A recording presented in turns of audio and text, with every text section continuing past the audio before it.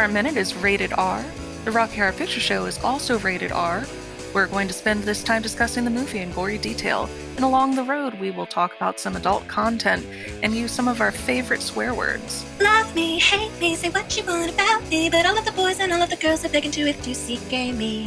Consider yourselves warned. Welcome to Rocky Horror Minute, the podcast where we discuss the Rocky Horror Picture Show in excruciating detail, 1 minute at a time. I'm one of your hosts, Kelly. And I'm your other host, Leandra.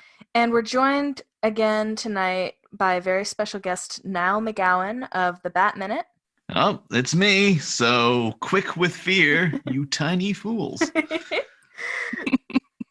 So today we are discussing minute 33 of the Rocky Horror Picture Show.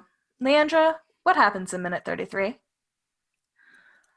I'd like to say that a lot happens, but that is not 100% true. No, that would be a lie. So the vast majority of this is looking at Tim Curry's beautiful face because he is delivering a speech. This is a very well-known speech from the Rocky Horror Picture Show, and this is a very fun part of it. So he starts with, "It was strange the way it happened. Suddenly, you get a break. All the pieces seem to fit into place. What a sucker you've been. What a fool. The answer was there all the time. It took a small accident to make it happen." An accident. And then Columbia and Magenta mutter, "And that's when you discovered." And then Frank says, "And that's how I discovered the secret. That elusive ingredient, that spark that is the breath of life. Yes, I have that knowledge. I hold the secret to life itself." And delightfully, that is how this minute ends. Yeah, it's great to go out on a villainous monologue. And no one delivers a monologue like Tim Curry, quite frankly. Like, you just couldn't ask for a better guy to have to deliver this particular speech, or any speech, quite frankly. If you've seen him in Muppet Treasure Island as the bad guy in that, you kind of see a couple of nuances that he's added in that keep these kind of in the same wheelhouse. They're very much different types of villains, but I can hear a little bit of each in the different characterizations. Mm. So I had a couple more notes. First of all, we promised that we would discuss whether Magenta's falling asleep or passing out drunk or whatever it is. Yeah. I even have that as a note and just glossed over it. Yeah. So I'm smart. Yeah. One of the things that when I play Magenta that I pride myself in, and you're either going to think this is really cool, or you're going to be like most people that go, that's not actually that interesting. I know when Magenta blinks and where she's looking through the entire lab speech. I can do that based off of where Frank is in the speech. I do it off of audio cues, and it is something that took me a little bit of time to perfect. And because of that, I also can tell you that Magenta, at least in my opinion, for this minute, is kind of equal parts upset that she has to stay still and starting to get a headache and is very tired. And I do think that she's some sort of drunk, but I don't think it's a fun sort of drunk anymore. Now So, she is growing weary of this world. So I mean, fair. And then Columbia on the other side, she's very much kind of like a golden retriever. She's just like sitting and waiting for her part. She's very excited and eyes straight ahead. So, you guys will cover it in much more detail, but like the relationship between Magenta and Columbia, I'm fascinated by, because it seems a lot of the time like Magenta has no regard for Columbia. She's just like this annoying person who is in the house, and like when she was doing the tap dance, and her and Riff Raff are both looking at her like, oh my god. But then you find out that she seems to like share a bedroom with her. And they had like a little girly night of sitting like, painting nails and stuff. I was like, oh, I guess they seem to be really getting on in that scene. But then when Columbia is killed, she's just like, whatever, she's dead. I think that you can fairly say that they're at least frenemies, but there's definitely a little bit more to it. So, Kelly, what are your thoughts, though? I agree, for the most part. I think that she is definitely drunk throughout the movie. And as any party girl knows, sometimes it's fun for a while, and then you are barely awake. And then, she gets really giddy whenever she's freaking people out, but that's not happening right now. So she's kind of, and I love like her kind of overcompensating for how sleepy or drunk she is by clapping so hard. So there's that too. It's like a mechanical forced clapping, like you would do if you were drunk and trying to go through the motions and play it off like you're not. She almost claps with her elbows. Yeah. She's in the same boat as all those insanely hungover Tranyslvanians, only she's not allowed to wear sunglasses because it would ruin Frank's spectacle. So, another question I had is, what was the accident? You mean it was more accident to make it happen, an accident? That one? Yeah. It took a small accident to make it happen. My mind immediately goes to, again, because the break is, the snap of the rubber, and an accident, to me, makes it sound like it's an accidental pregnancy is what he's talking about. He's talking about a condom breaking. So that's the only thing to me that makes sense is like, yeah, I guess, because otherwise it's just like, it's so vague. Yeah, when you put it that way, so many lives have been created through a small accident. But I think I myself am one of them. Oh, really? Womp womp. I know for a fact. Yeah, I found that out recently. My mother is a card-carrying lesbian, so you better believe that all sex she had with my male father was 100% for procreation. These things that I wish I didn't know. I also know the bed and precise date that I was conceived. No thanks. Yeah, well, because my dad, we do not have to keep this in. My dad was in the army and was stationed away from her, but so they met halfway at my grandparents' house at a specific time, specifically for the purpose of conceiving a child. Anyway, that's the worst thing I've ever heard. You know that as well, though. I really hope they told this to you in the form of a Tim Curry-ish sort of speech. Well, first, I need to tell you, there's no they. My dad would rather die than have this conversation with me. But my mom actually told me this story because she wanted to make it clear to me that she has had unprotected sex with a man 2 times in her life, and she has 2 children. So she wanted to make it clear to me that we're very fertile and I can't take chances. So that was the sex talk I got as a child or a teenager. Anyway. And for me, they didn't go into details or anything, thank God. But my sister, who was born the year before, she was born in such a time that for 8 days out of the year, we're the same age. And I got to an age where I was like, wait a second, did you mean to have me that quickly after Amanda was born? And that was when my mom said, of course we wanted you. We just weren't expecting you so soon. And that's when I realized I was a whoops baby. And what a blessing you were, though. But anyway, I actually always thought that the accident was maybe lightning striking a la Frankenstein.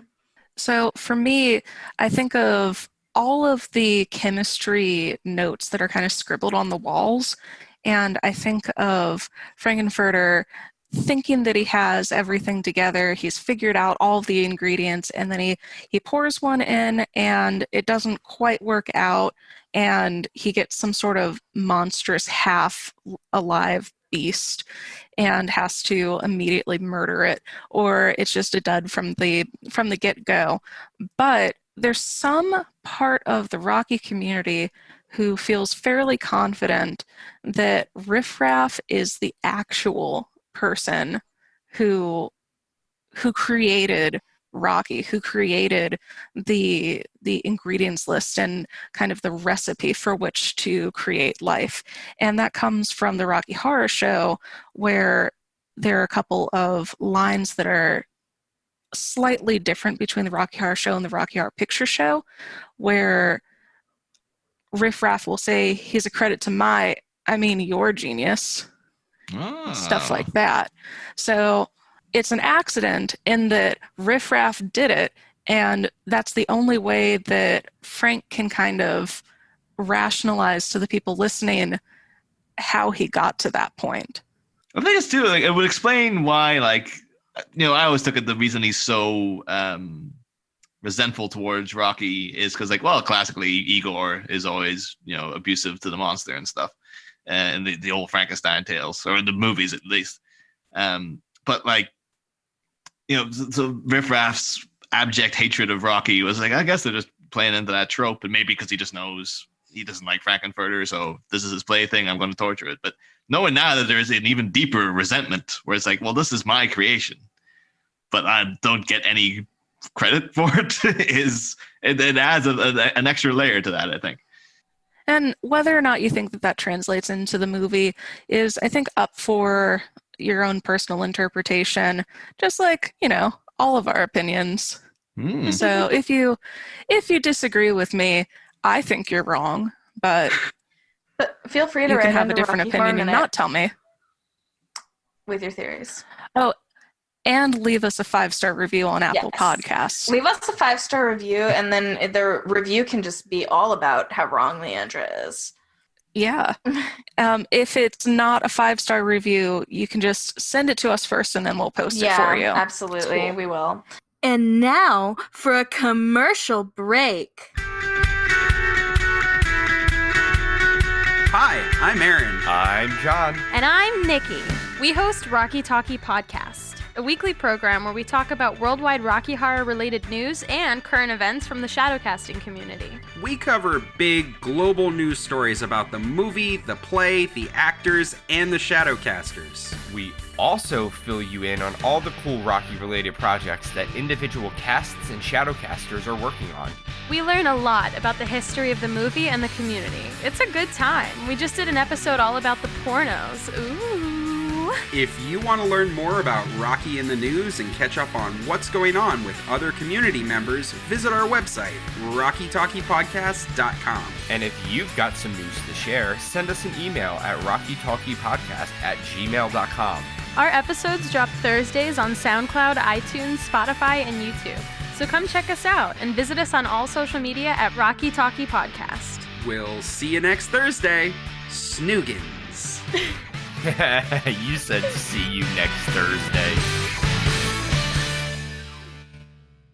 So, and then my only other question was, did the Tranyslvanians know they were going to be witnessing this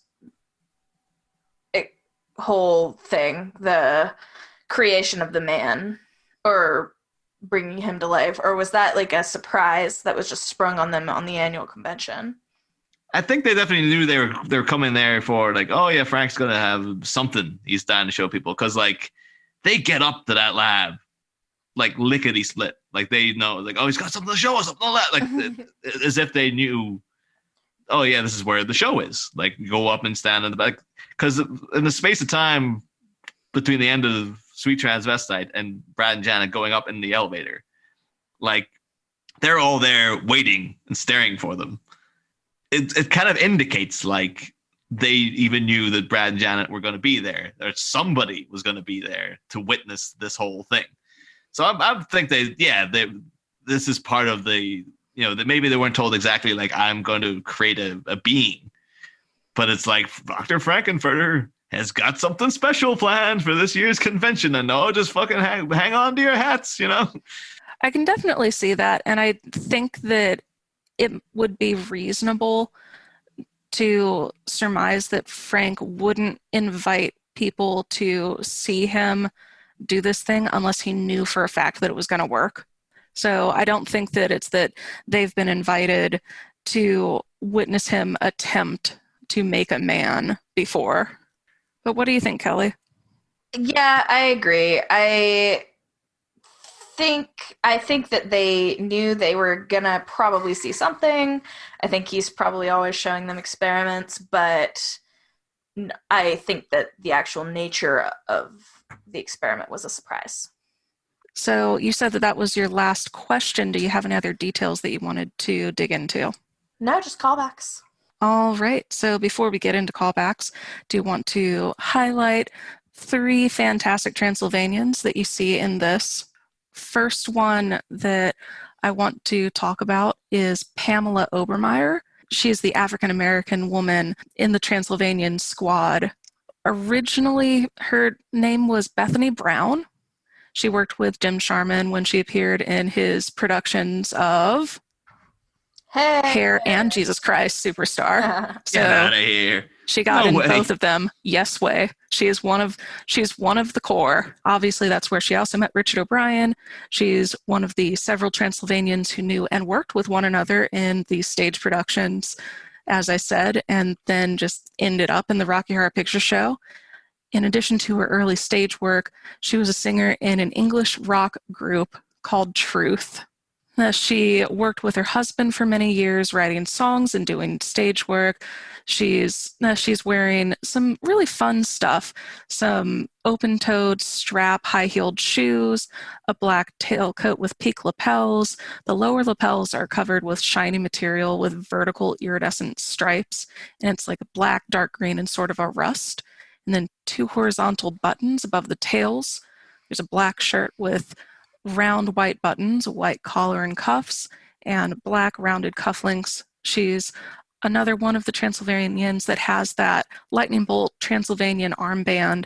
She's got a gold V-shaped necklace with gold rhinestones, an electric blue cummerbund made out of a shiny metallic lame, which, but she's not wearing gloves. She does have a ring on her right hand ring finger, and she's wearing white plastic frame sunglasses with thick outer rims painted in horizontal pastel-colored stripes.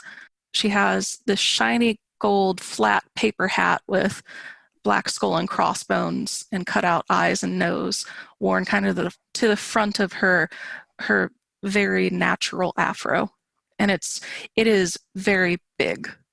It has quite a footprint, and she's wearing blue metallic eyeshadow worn over her eyelids, topped with gold eyeshadow high up over her natural brows, arcing dark brown eyebrows drawn in above, and red lipstick with black undertones. And since she's not wearing gloves, you can see that she's wearing purple nail polish, and that you see that she has a pink party noisemaker. Wasn't something that you really saw in the Time Warp. Next on my list is Henry Woolf, and we talked about him already. He was, as you might remember, one of the cameramen in that first wedding scene, along with Perry Bedden. He was born in January 20th, 1930, in London, and he appeared alongside Tim Curry and another Tranyslvanian, Anthony Milner, in a Brecht play called Man is Man at the Royal Court Theatre. And both Woolf and his actress wife, Susan, appeared in many shows at the Royal Court before, during, and after the Rocky Horror Show.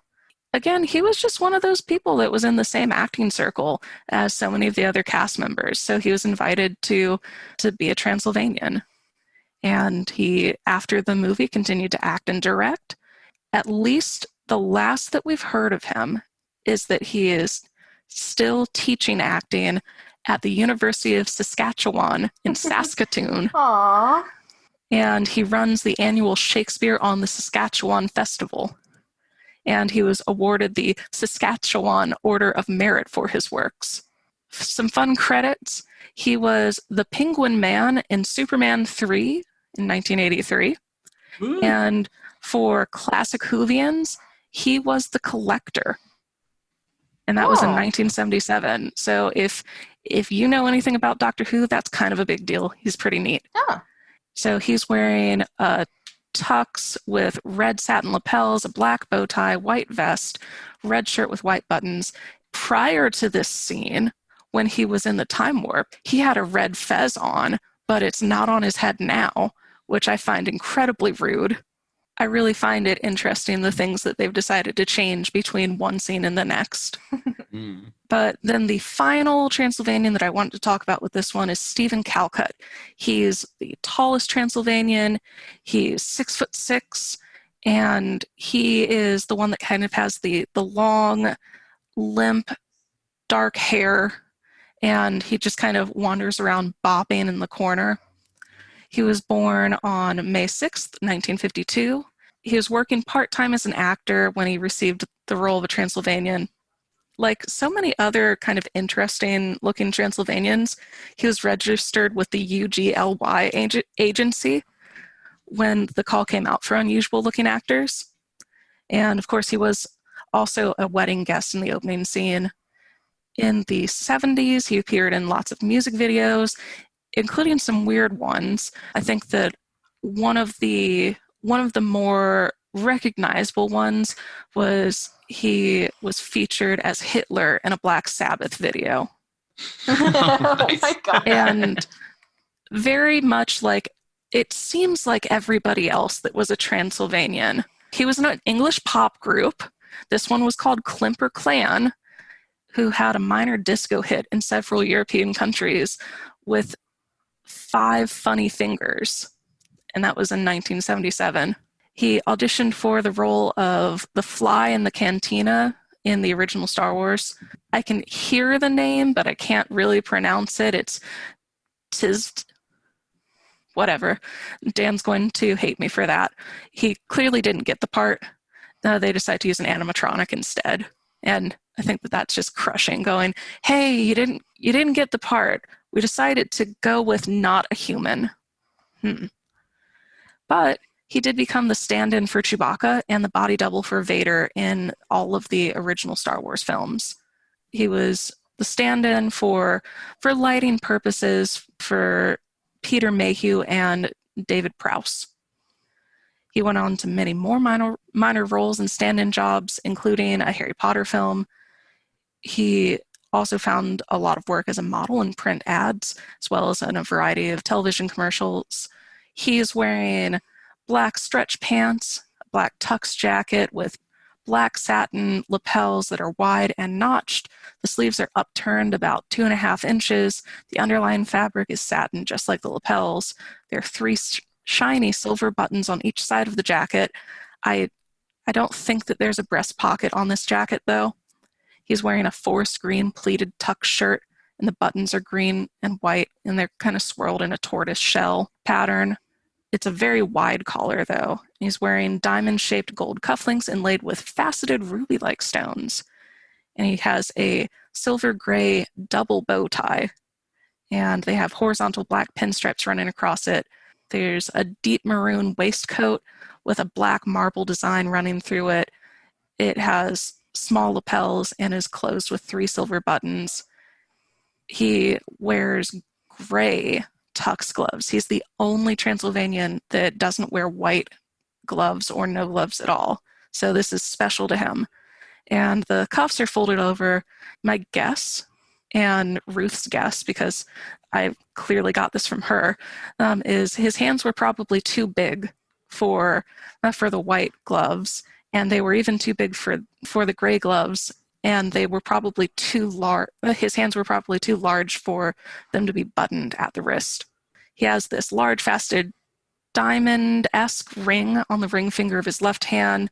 In the ballroom during Time Warp, he wears a conical gold party hat with a yellow feather attached to the front, and around that hat, triangular notches are cut into it and flaps are pulled outward. It yet again disappears by the time they get to the lab scene, and he's wearing ivory-colored plastic-rimmed sunglasses. He also uses opera glasses, so it's him and Imogene Claire who have those. Each barrel is shaped like the barrel of a telescope, with the lens and the viewpiece rimmed in chrome. The center grip portion has a duller finish and are attached to each other with a curved nose piece. They're held with a chrome metal handle attached to the right side. In this scene, he uses a party favor kind of blowout horn, and it's silver with a pink diamond pattern.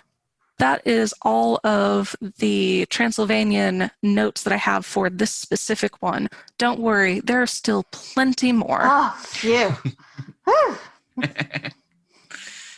So let's jump into callbacks.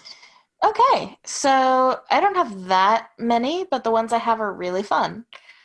There is, right before he snaps the glove, you say, snap your glove and scare yourself, because he snaps it and then he acts terrified by the sound, which is funny. After he says the secret, you should start saying, to who gave the best blowjobs on the Starship Enterprise, because that will time it perfectly to when he says spark, but he says it like Spock.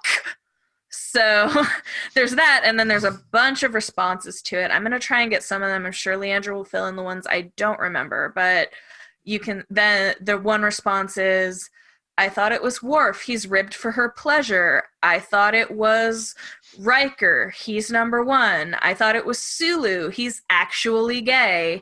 And I thought it was Data. He's fully functional. And then the last one typically would be, I thought it was Wesley. Shut up, Wesley! All of which I'm sure are really funny jokes, but I don't watch Star Trek, so I'm not sure. The only kind of clarification, it's not even a clarification, for a while when the new Star Trek films came out, when they had the new Sulu, that specific iteration was a fencing champion. So they say, no, it's Sulu. Have you seen the way he handles a sword? Aw, that's cute, but I like the one that references George Takei being gay. Yeah. No, I think that's fair. Okay, and then so after that, when he says, I have that knowledge, the callback is, I went to college. And then very big fan favorite, I think, because it's really easy for virgins to remember, is when he says, to life itself.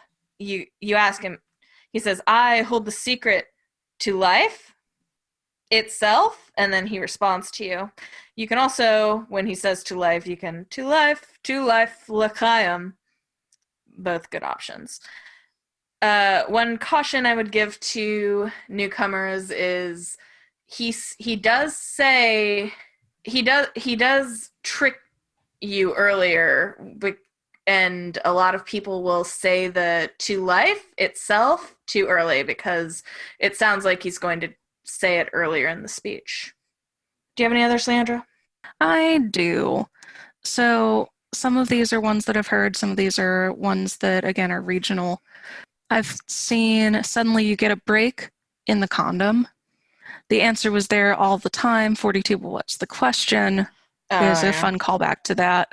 What was your conception and accident? Sometimes people go, what was X person's conception and accident? Yeah. We've gone in extensive detail about the spark, but prior to that elusive ingredient, you can say semen, it's what's for dinner. Which is good. Fantastic. Yeah. And then you can say, Frank, do you know how to masturbate? And then he says, yes, I have that knowledge. Oh, yeah. What do you hold? What do you hold between your legs? I hold the secret. Huh. And then some people during to life, instead of saying to life itself, will go the cereal or the universe and everything. Those are some fun alternatives to sprinkle in when you go to your next Rocky Horror showing. But that's all I had. Kelly, did you have anything else that you wanted to talk about? No, I guess I'll just say it's been nice knowing you, Niall. It's been nice meeting you too as well. And yeah, I'm looking forward to a long, happy life after these recordings are done. So How presumptuous of you. Yeah, and don't worry about the fact that we're taking you to this forest, and Nor the if fact you that we're see seasoning somebody, you right now and like basting I mean, I you did with think a it was comically a large. tad unorthodox. No, it's but, you know. normal. Actually, it's typical for any. yeah, podcast. it's just the polite thing to do. That's what You know, American whatever, it's a party. podcasters do. Yeah. But yeah. if you happen to bump into Perry Bedden, just say bon appetit or something. He'll get it. Right.